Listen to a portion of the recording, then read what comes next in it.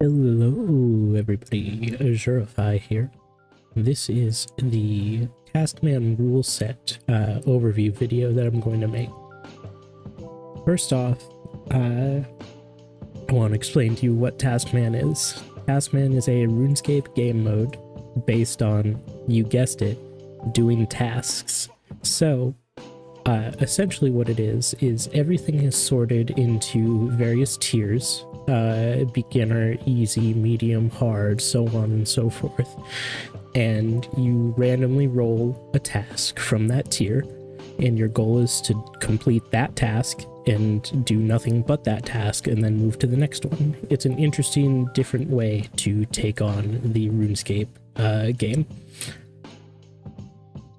So this video is specifically just to go over all of the rules, as there are, as you can see, a whole lot of various rules, and it's very difficult to keep them all, keep track of all of them all the time.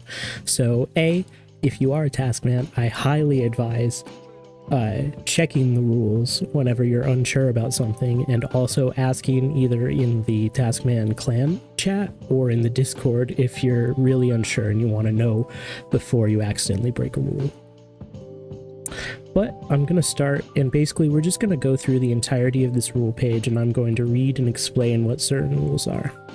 So, this page is basically just for if you are playing a Taskman account. There are two different types. There's a Taskman and a Taskmain.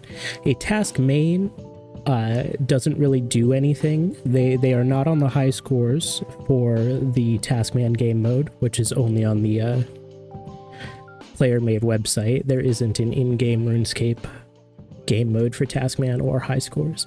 But a Taskman is actually playing through the game mode as intended. A Taskmain is somebody who's essentially checking out the site and maybe just having it roll tasks for fun. A lot of people I know use it when they're working towards like Comp Cape or Master Quest Cape. They don't want to pick something specific to do, but they'll let this guide them on what to go for next.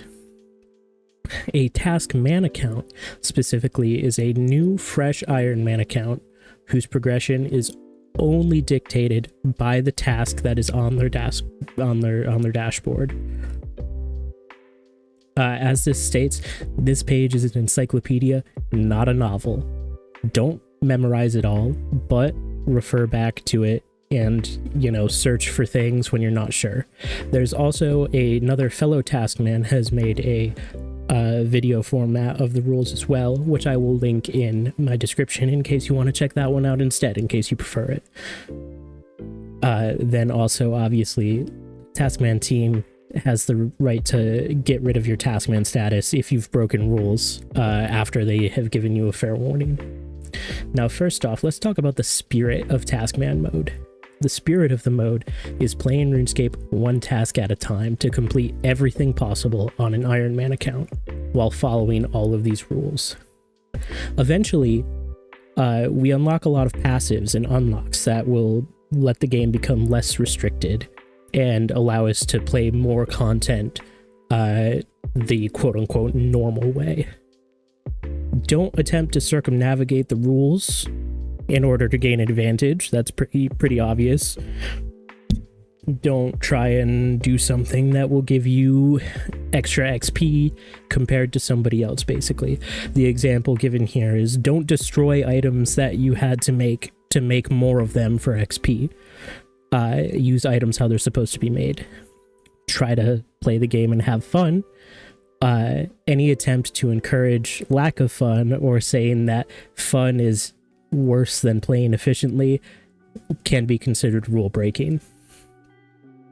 Now, active tasks.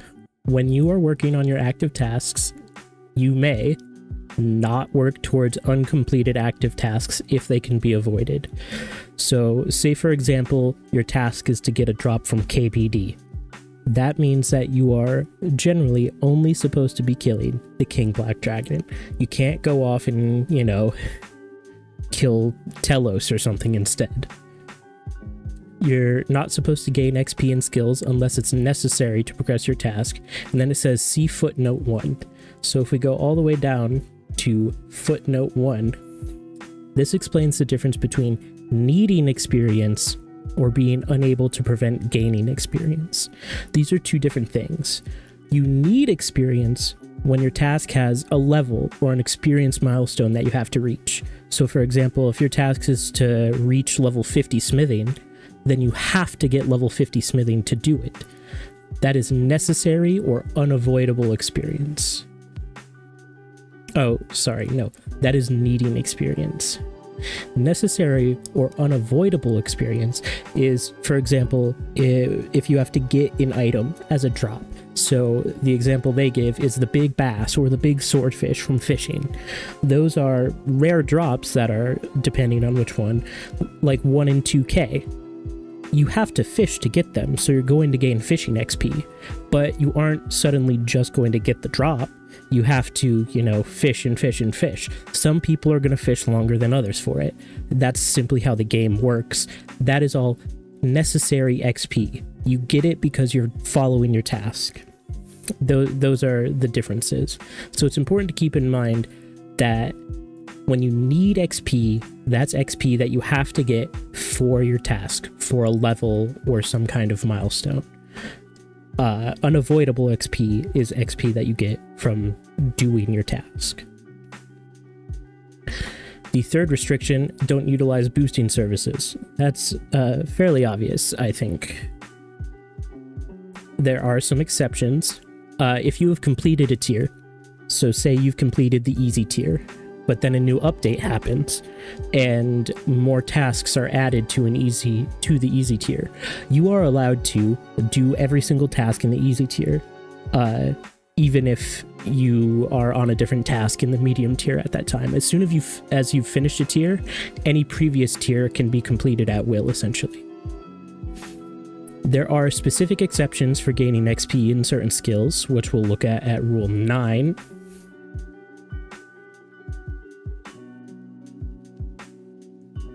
As you can see, these are all of these specific skills, and we'll go through all of these later, but all of them have specific things you are and are not allowed to do. And then you are allowed to buy skill capes and accomplishment capes and mark those tasks complete as soon as you get level 99 or 120. Basically, it's not locking you out from getting the cape if you get it earlier on a task. Now we're on to methods and activities. When you choose a method or an activity for your task, you can choose methods that you already have access to or that don't require you to level skills above the soft caps of your current tier. The soft caps are levels that are lower down. They're not hard caps. A lot of people get confused about this. A hard cap would mean you are not allowed to go over that level. A soft cap is there are no tasks that will require you to go over this level, but it is possible that you end up going over this level through things such as unavoidable XP. You cannot use methods that require you to obtain unique items from them unless specific conditions are met.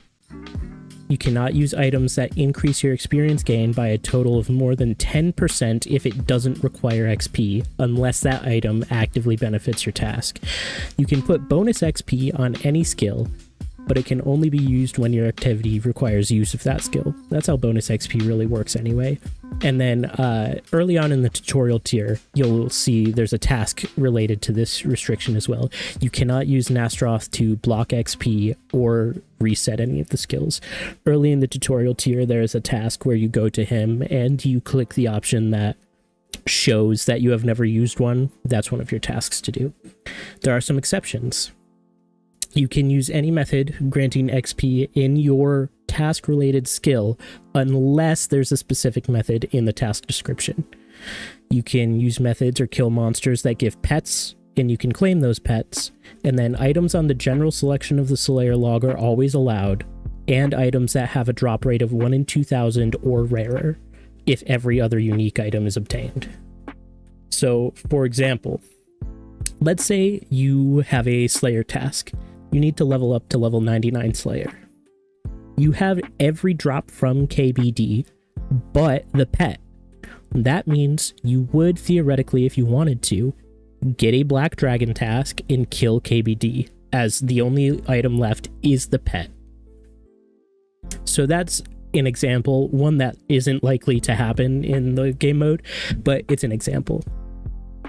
You can use activities which can complete an achievement from the in-game achievement subsection of area tasks or make finite progress towards active tasks for an achievement.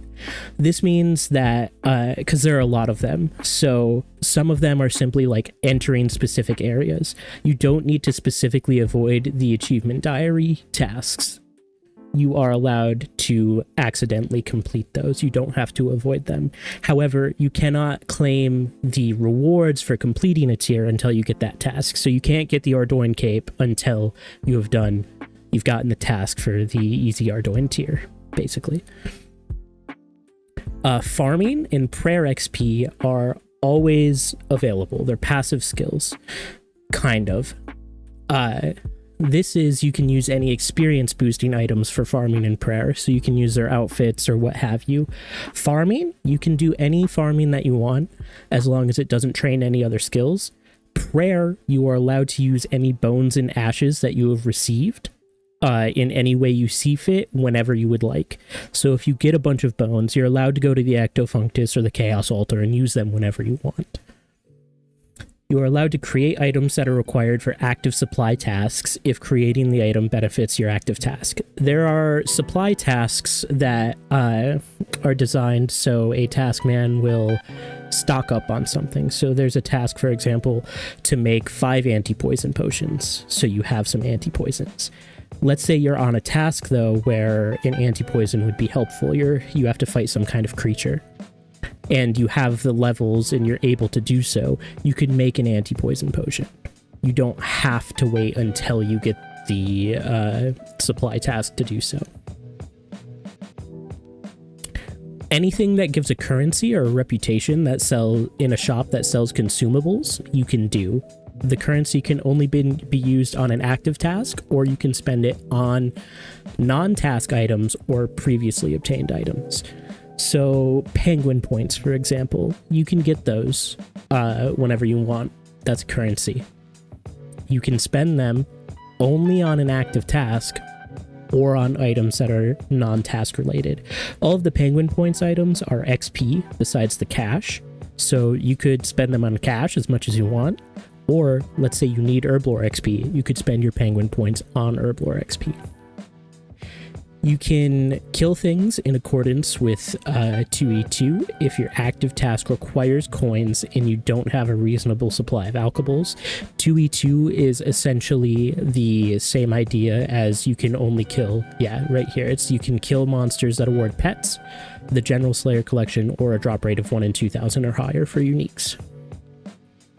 And you are also allowed to use methods or activities that award fragments of recipes or tools. So like the Mkando hatchet, you can't really avoid getting that once you've unlocked it.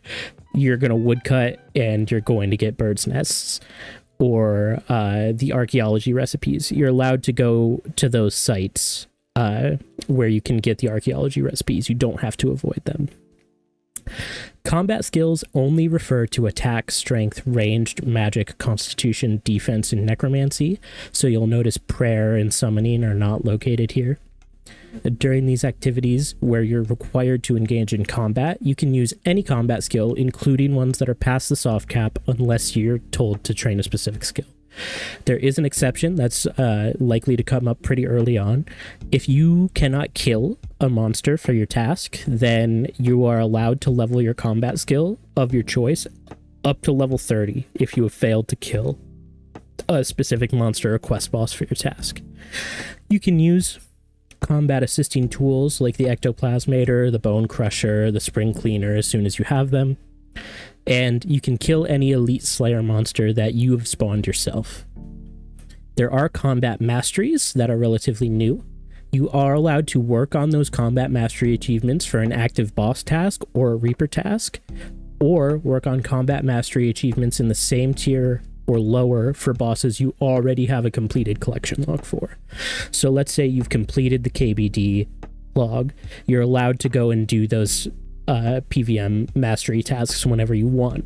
Or let's say you have a Reaper task for KBD, you're allowed to try and do those PVM mastery tasks if you would like to. You don't have to. There are specific tasks for the masteries, but this is a specific rule. Reaper tasks also will be addressed. The only time you can use them is later on once you have an unlock. You're allowed to do them daily with an unlock in the medium tier. Now, here's the idea of progression between tiers. To go from one tier to the next, you have to do all of the tasks within your current tier. That one's pretty obvious. You have to complete a number of passive tasks. I can't show you right now. Actually, I might be able to. You might get spoilers for my Taskman. As you can see, this number here, this 29 in red, that's how many passives I'll need to be able to move to the easy tier once I'm done with the beginner tier. Now, there's also group PVM uniques, group PVM combat masteries, and group PVM assembly tasks. You have to do a specific number of those to move to specific tiers.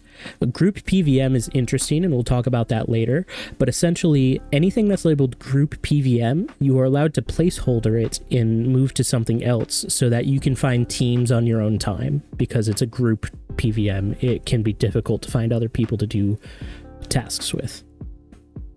These are all the numbers for specific amounts. I'm not going to read them all out because they don't particularly matter, but if you care, you can come and look at this table. There are passive tasks. You cannot work on passive tasks that give XP not required for your active task. You can't level your skills or complete active tasks to work on a passive task. For example, there's a passive task that a lot of people, I think, complete when they're not supposed to, and that is to do archaeology and Carrot when the pylon is active. A lot of people think, oh, the pylon's active, all I have to do is go do one single archaeology thing and I'll be good. That'll be the passive task complete. You're not allowed to do that unless you have an archaeology task in which you either have to be in Carrot or you need archaeology XP. That's the idea. You're also allowed to work on any minigame or D&D that only gives combat XP or no XP at all. So like Castle Wars, you can go sit in Castle Wars as much as you would like. You can do Cabbage Face Punch as much as you would like, so on and so forth. Wilderness Flash events are interesting. When you're working on Wilderness Flash event passives, events that have multiple stages, like the tree or the Infernal Star, you can only do when you need that XP, and you can only do that stage. For example, the Evil Bloodwood tree, the first stage is farming. You're allowed to do that all the time. However, the second stage and the third stage are woodcutting and fire making.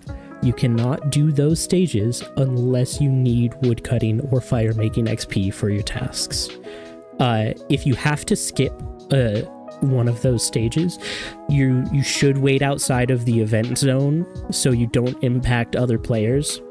I find that this doesn't generally matter, but it's the polite thing to do. And then KBD has specific rules for drops. There are a couple exceptions. You can participate in Strike the Worm despite the XP given if you are on a task to obtain a unique that can be gotten from the Worm Reward Gland.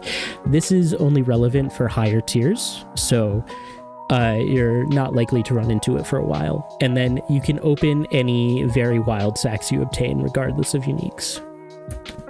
There are group PVM requirements. Newly added bosses have a month-long grace period before they're added in and needed to progress. Uniques obtained during that period do still count towards your total, though. The list of group encounters that Taskman considers to be group encounters are Liberation of Nazcab, so that's both Yakamaru and Beastmaster, Elite Dungeons 1 through 4, Nex, Karapak, Calphite King, Rise of the Six, Angel of Death, Raksha, Virago, Solak, Crosis, Araxor, Vorkath, and Sanctum. Tasks that are considered to be group encounters will say so in their task description, and group encounters can be done as long as you have tasks remaining in your tier or lower. So say you just enter the hard tier, you're allowed to do any hard tier group PVM you want whenever you want. You have to leave upon the ending of an hour if you have finished your last task. So let's say you start a Croesus hour and you only need one unique left and you get it. You don't have to leave right away because that would be rude to your teammates essentially. But once that host is up, once that hour's done, then you leave. If you do it solo, which you can for some things, you have to leave as soon as you don't have any tasks left. So let's say, for example, you were doing Carapac and you get a unique and that finishes it and you're doing it by yourself. Then you immediately leave after that kill. There are exceptions. There are no gear, prayer, herblore, or summoning restrictions, no matter who you group with. This used to be different. There is a placeholder system. You're not restricted in the use of loot share, so if you want to use loot share, you can. And if the full collection log of a group PVM boss has been completed, or there's only pets on the log, you are allowed to go back whenever you want, with no restriction. There are group PVM achievements. You cannot actively work towards prerequisites of a group PVM achievement until you've rolled the task. Araxi is special. You might have noticed that it was considered a group PVM encounter for this. The reason that is because of the time gatedness of it. The enrage mechanic goes up every day, and the different paths, it just makes more sense to let you do it when you want and need to, rather than forcing you to grind it all out. As soon as you enter the Grandmaster or God tiers, you get some special rules. When you're working on your active task, you can use any method and item that you deem relevant to complete your task, regardless of other XP gain or task completions. When working on passive tasks, you cannot complete passives that would in turn complete active incomplete tasks, such as requiring unowned boss slayer or clue log items, but you can work on passives whenever you wish in accordance to that restriction. When new content's added, you cannot work on the new content without an official task if that task is placed in your current tier or higher. But if it's in lower tiers, you can. Non-group encounters with other players. You have to have the encounter for your active task, so you can do like Vindicta with a group if you are on a Vindicta task. However, you cannot continue the group once your task is complete. You can only group without gear restrictions if your partner is a fellow taskman in the same tier as yourself, or you can group with non-taskmen or a taskman in a different tier than yourself if weapons and armor, as well as herblore, prayer, or summoning, are within 5 levels of the lowest level. And the exception is you can use loot share. Special tasks in the active tier. Time-gated tasks. If there's a task where real-life time has to pass, such as you need to grow a tree, or like an achievement diary or something, complete as much of that achievement diary as you can, and then when you can't do anything more because you're forced to wait for real-life time, you're allowed to mark the task complete, roll a new task, but go back and finish that task as soon as possible. In item acquisition task, when you need an item for your task, so say you need a specific piece of armor for a quest or something, first, if the task has specific instructions to do to get that item, get it. If it doesn't, and that item is in stock in a store that you have access to, go and buy it. If you cannot do either of those, then you can choose a method adhering to the standard rules. You can level up skills within the soft cap to craft or smith it, for example, or you can kill monsters for it if they drop it and no other uniques. And if the obvious skilling route for an item is above the soft cap of the tier, that means there is another method. Simply ask about it and somebody will likely be able to help you. Creation of beneficial consumable items and tools. So when your activities would benefit from a tool or an item you don't possess, you cannot gather materials to make it, but if you already have those materials banked, you can create those consumables. You should create the minimum amount that you estimate for your activity or your task, and then you cannot use resources that would otherwise be required for your active task to create those tools. If you have previously obtained items for your task, you can recreate or repurchase those items provided you have the currency or materials. Minigame and D&D items, you cannot sell things back to their shop, but you are allowed to purchase items that have no tasks if you have the currency. Boss collection log drops. So when a boss collection has an item that you need to read, for example, like one of the lore books, you have to pick it up when it drops, and if you forget to pick it up, you still mark it as obtained for the task. God Wars 1 is the first place that I think of for this. All of the bosses in God Wars Dungeon 1 have a book that drops with the first unique drop that you get from the boss itself. You want to remember to pick that up, and it doesn't show up in the area loot, so a lot of people miss it. And then assembling items from a collection log. For all tasks marked as assembly tasks, like enchantments, you can do it whenever you own all of the items. You don't need the task to do so. You cannot do this to obtain collection log items. The exception is you're allowed to collect non-logged items or materials in accordance with the rule, and you're also allowed to create these specific items despite them not having a collection log component, which is the Moonstone Jewelry, Hydrix Jewelry, Alchemical Jewelry, the Grasping Rune Pouch, and an Amulet of Nature. Quests and XP rewards. Treat these specific quests, their sub-quests are treated as their own quests. That's only Recipe of Disaster, Dimension of Disaster, in that old black magic.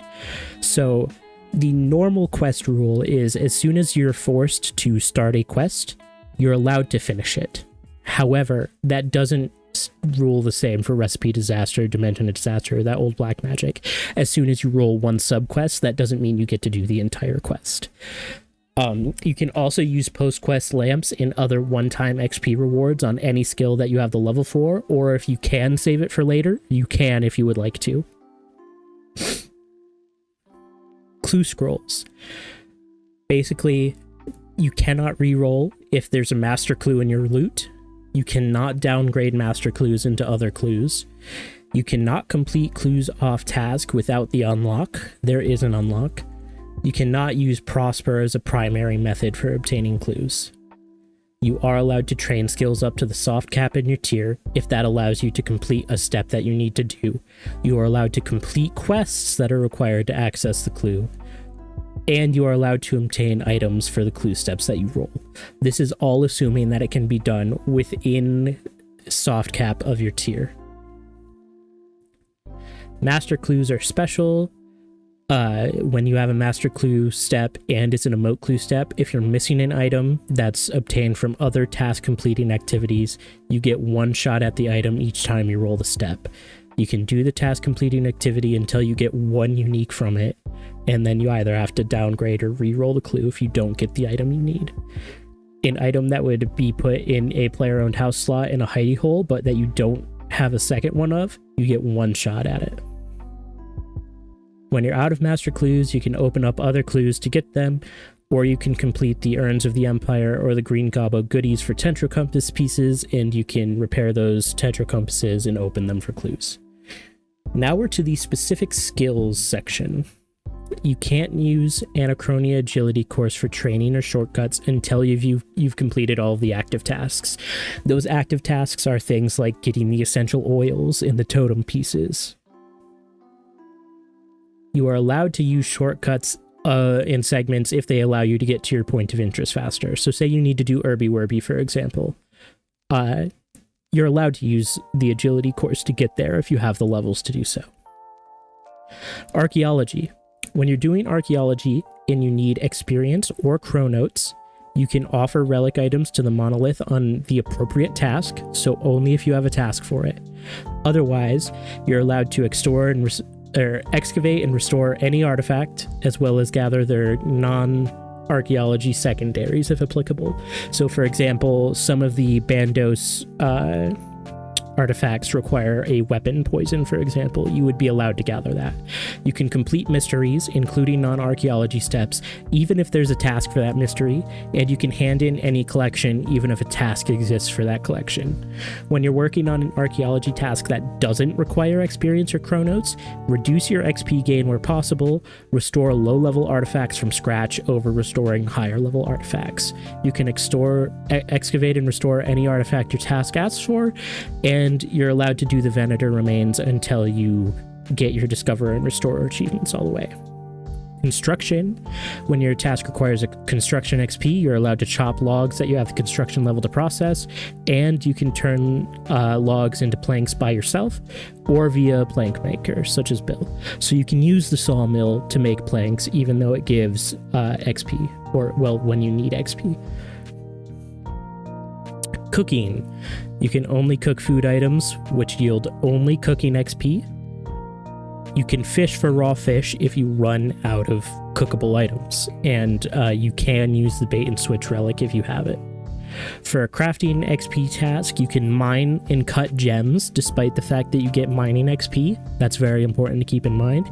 You can play the harps in Prif despite them giving minimal construction XP, and you can assemble crystal keys in crystal trisks whenever, even if you don't need XP. Divination has no special rules. Dungeoneering. When you're training Dungeoneering, you can only group with taskmen in the same tier, or players whose Dungeoneering levels correspond to your own until the medium tier. Open as many doors as you can, regardless of experience received in skills other than Dungeoneering. You're allowed to do that. You're allowed to gather and process items that would speed it up or are required for your task or dungeon. You can collect journal entries, Fremnik Saga items, or Elven recipe pages. You can participate in the sinkholes with the above exceptions, and you can finish any Daemonheim floor you're required to start until you reach the soft cap of Dungeoneering for your current tier. You are not allowed to skip floors using tokens unless you are the task holder. So if you're doing Dungeoneering with somebody else and you don't have a Dungeoneering task, you're not allowed to skip floors with tokens. From the medium tier onwards, you can group with other players.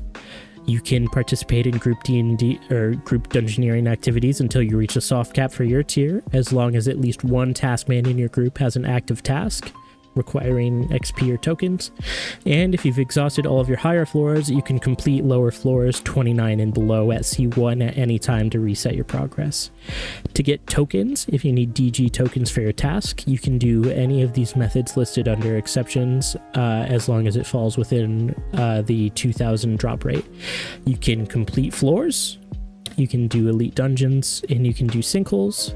You can group for elite dungeons under the restrictions just talked about, and you can use lucky charms if the uniques that you have left are rarer than 1 in 2k. Farming is considered passive as mentioned, so earning farming XP is allowed whenever. You can utilize any seeds you have the level to plant, even if they give XP in skills other than farming. Player-owned farms, you cannot complete the tutorial or construct pens besides on their tasks. You are allowed to buy the deed of the pen whenever you want, and you can consider player-owned farm and ranch animals as a pet item. So you're allowed to like kill yaks if you wanted to train your combat XP. You can raise any animal as soon as you obtain them. Fire making XP, you're allowed to burn any type of log that you have already, and if you've already used all of the log, you can chop logs that you have the fire making to burn.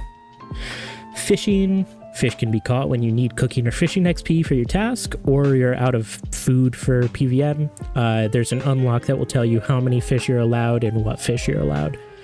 When you need fletching XP, you can fletch any log that you have. You can chop any type of log that you have the fletching level to process, provided you've used all of that type already, and you can consider the wood boxes as tools and craft them if you need them. Herblore XP. You can kill monsters for seeds, herbs, and secondaries as long as they don't have uniques that are rarer than that are less rare than 1 in 2k. You can clean herbs, one that would benefit your activities, and you can obtain, craft, and create secondary items for your potions. On Hunter, when you need Hunter XP or Hunter marks, you're not allowed to hunt tier 3 dinos unless you need a Terrasol Maul piece or you have gotten that drop previously. You are allowed to use hunting activities that award additional off-skill experience, such as Big Game Hunter, Charming Moths, or Bare-handing Butterflies, if it can be done within the drop rate rule. 9.14 Magic. You can cast spells whenever that's beneficial to your activities. So you're allowed to High Elk, for example, if you need money, or you're allowed to Telegrab if you need an item. Mining, no special rules. Necromancy, when you're doing rituals for your active task, you're allowed to clear ritual disturbances that require you to perform rituals or gain XP, and you're allowed to kill monsters to get their bones for better ritual outputs. So say you need a certain amount of souls, you're allowed to go kill like baby dragons or something instead of using your stack of 20,000 normal bones.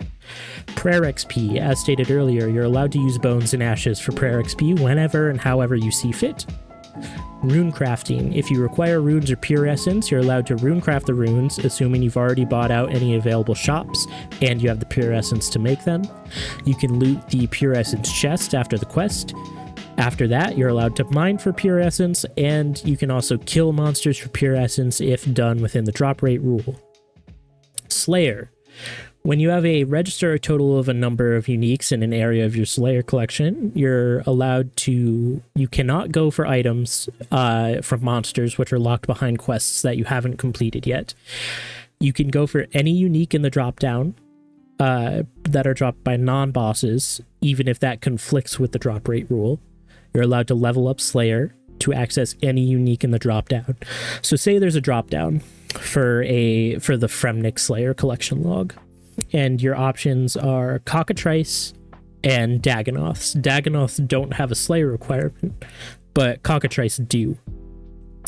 You're allowed to level up your Slayer level and go do Cockatrices if you would prefer to do so over Dagonoth. This does not hold true for the Wilderness Slayer log. And then you're allowed to obtain any unique with a Slayer skill icon by completing Slayer assignments. Those are ones where tasks improve the drop rate.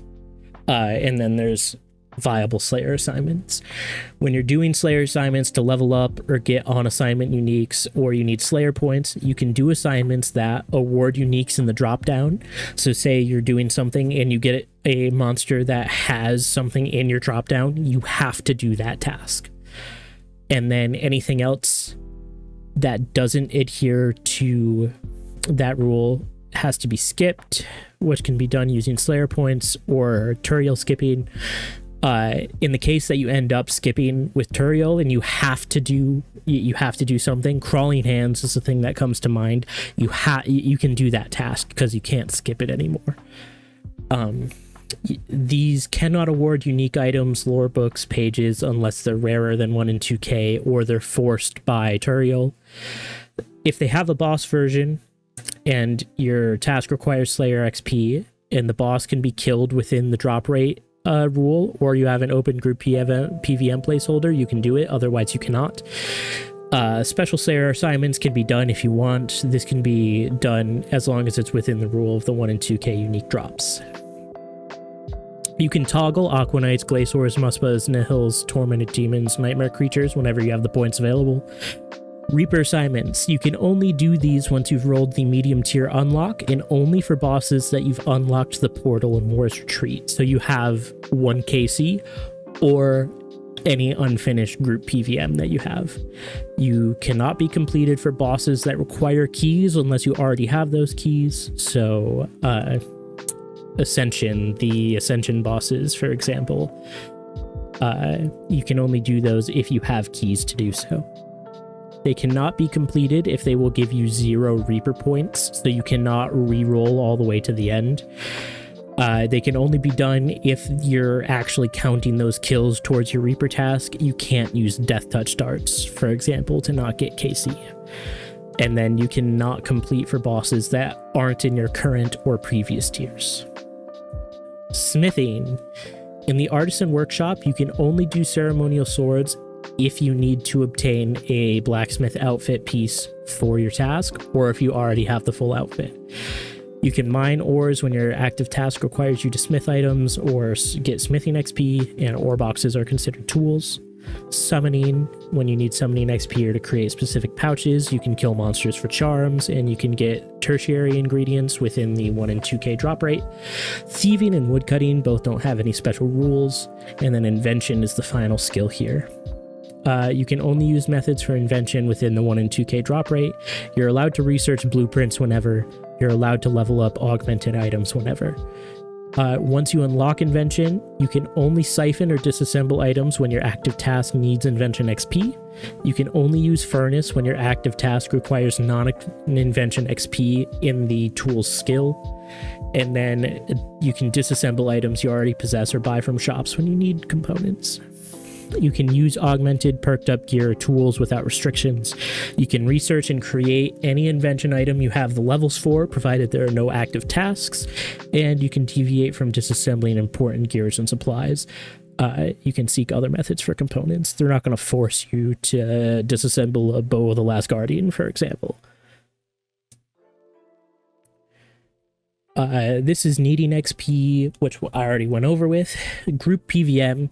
The Taskman team decides whether something is group or solo. Medium tier onwards, a boss might be a group encounter if it doesn't say it can only be completed in a solo instance, if the boss can be faced in a group but loot's distributed individually, or if it has an enrage mechanic, such as Rax.